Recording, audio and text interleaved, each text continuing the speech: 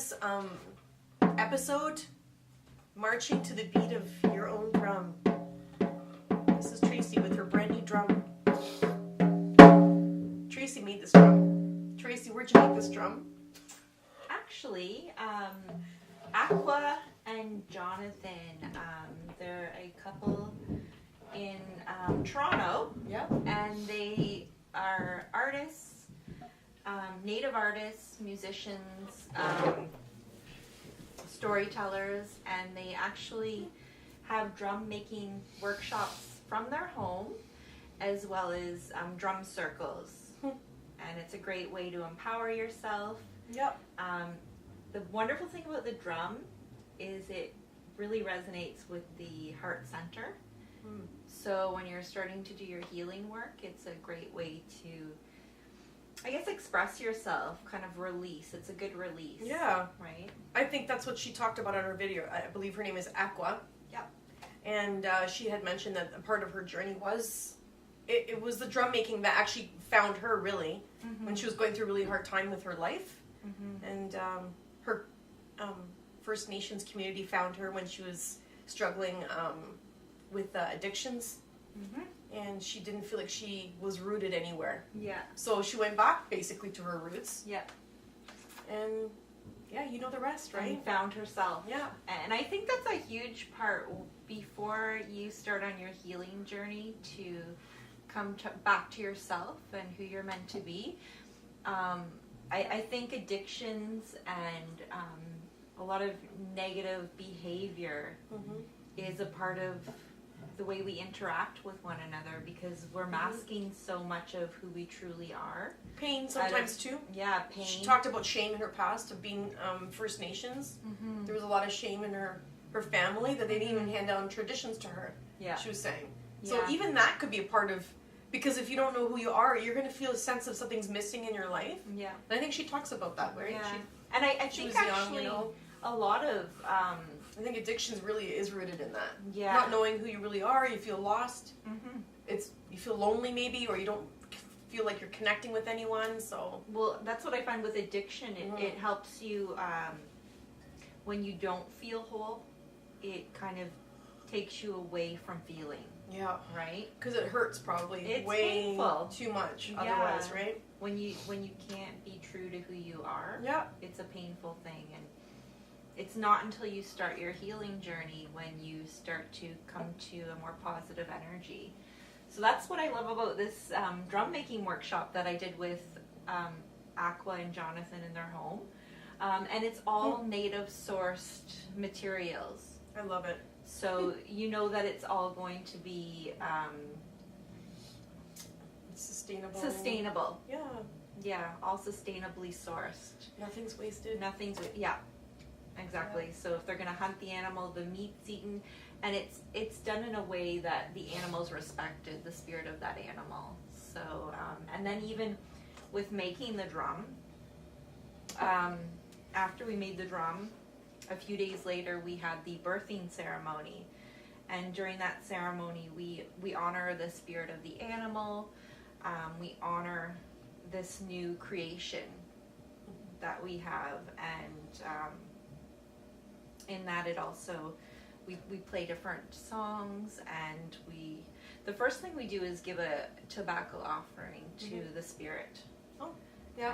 And then we play the drum and just kind of release our inner being, right? So that's the great thing about the drum, is it opens you up and opens up that heart center. It's beautiful. I love it. Yeah. What's this made out of? So this is the moose hide, and inside is sheep shearing. Wow. And then I forget what type of wood this is, but I'll put it in the video afterwards. And then this is made from the deer hide, and as well as all the lacing was in strips. It's the same material as the face of the drum.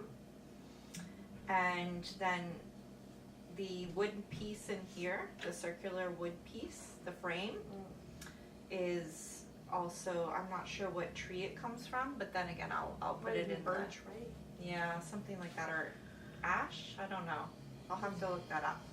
Ask Aqua and Jonathan about that.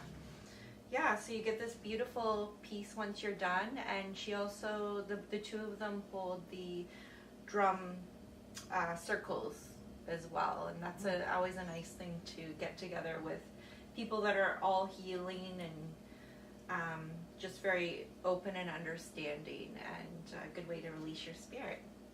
I love it. Let's make a sound. You try. All right. I love this. Oh, that's nice, actually. Yeah.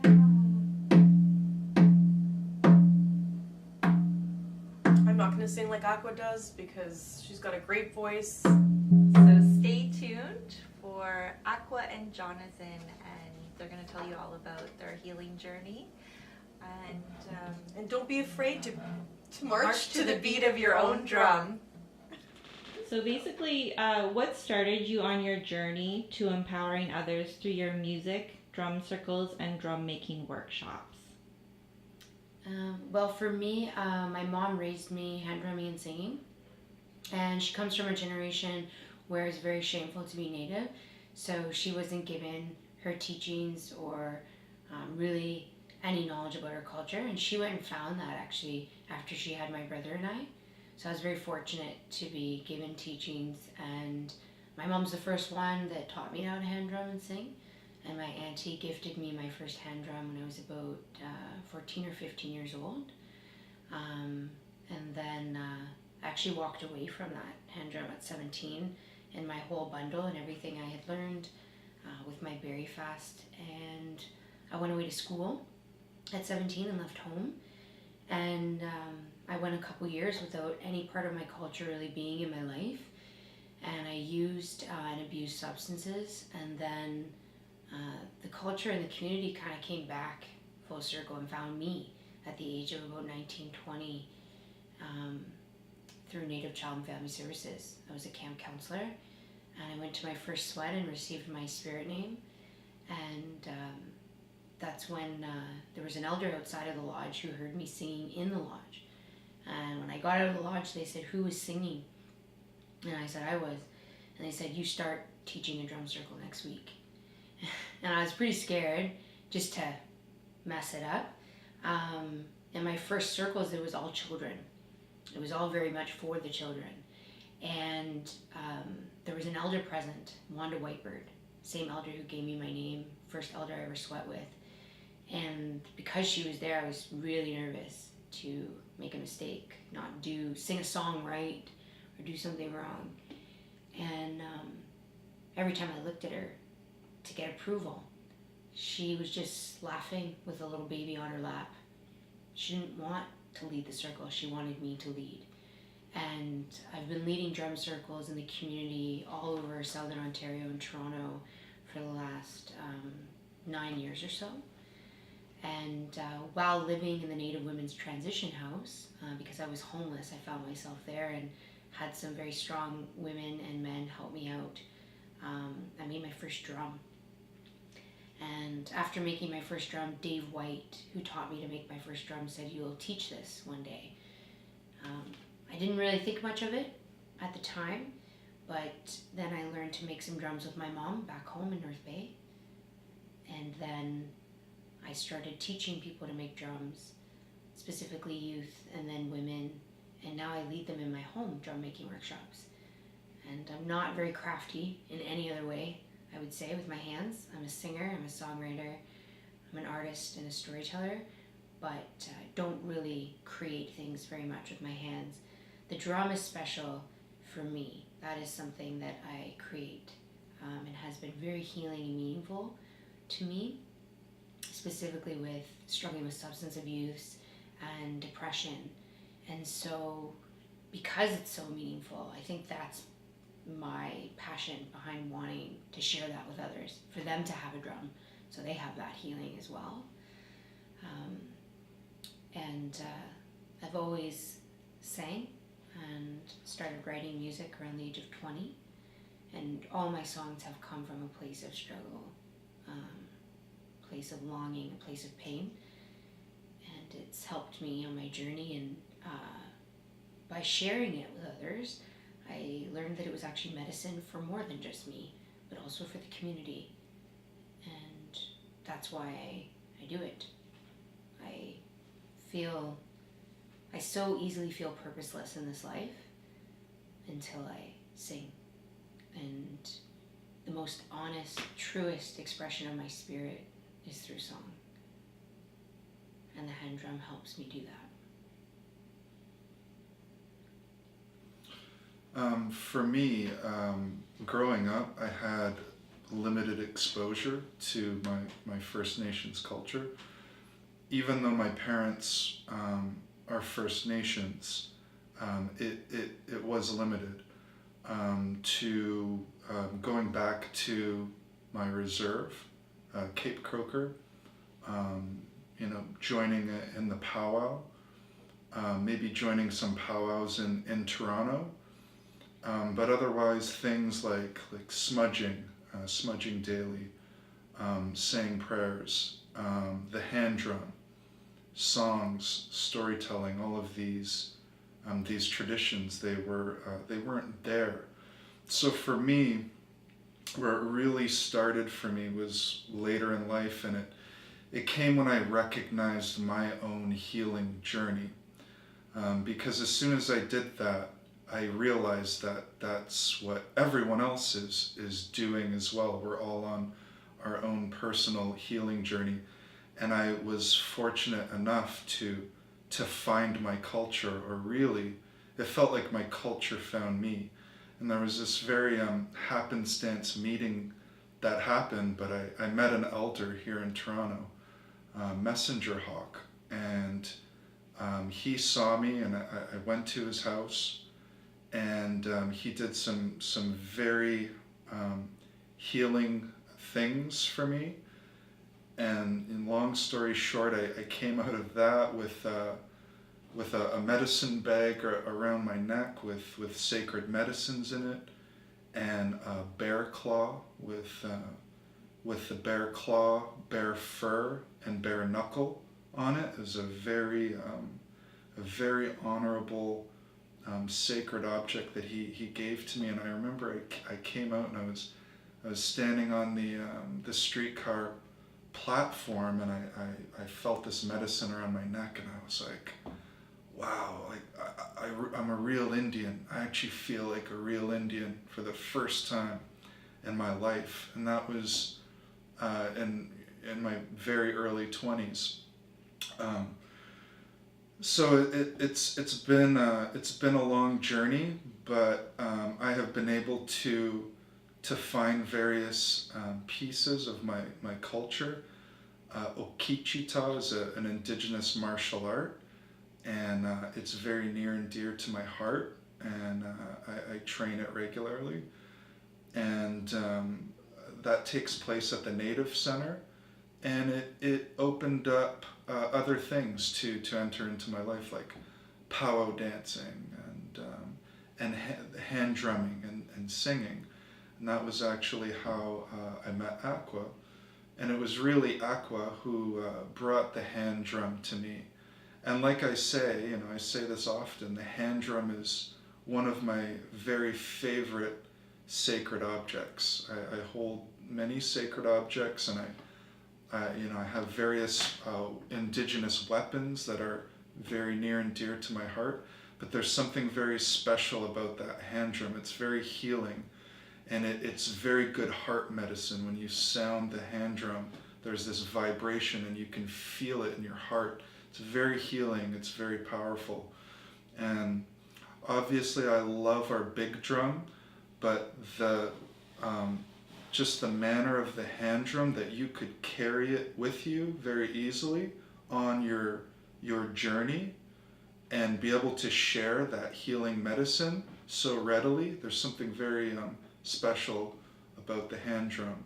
And I have learned as many songs as I can, and I want to keep learning songs so that I can share my voice and share the medicine from my drum with everyone that I meet on my walk. Yeah, that's great.